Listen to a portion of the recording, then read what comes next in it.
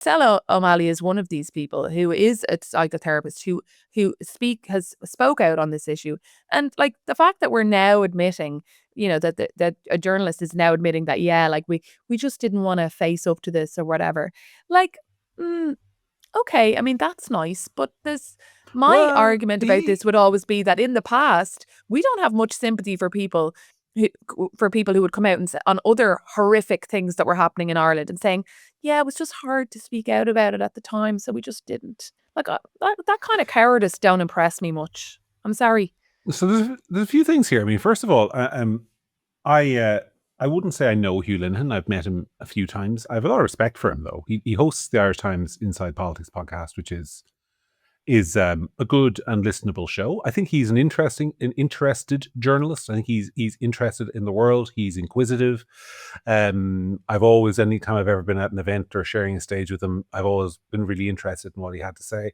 But there's a few things here now where I just, if you happen to be listening, Hugh, and you're probably not, I have to call some degree of bullshit on this. I mean, first of all, he talks about this culture that exists in the Irish media, this culture of fear and trepidation and being worried about your career if you touch the third rail.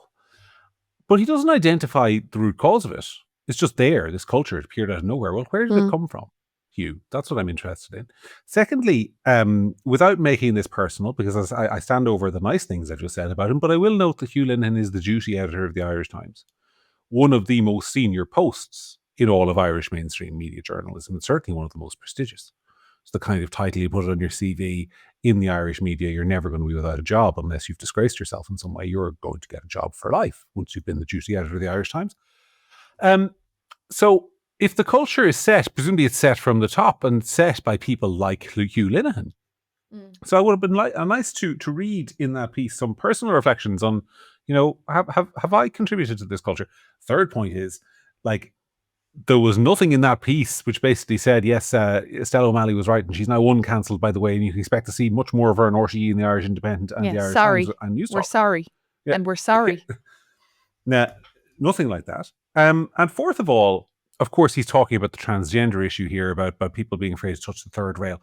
But I mean,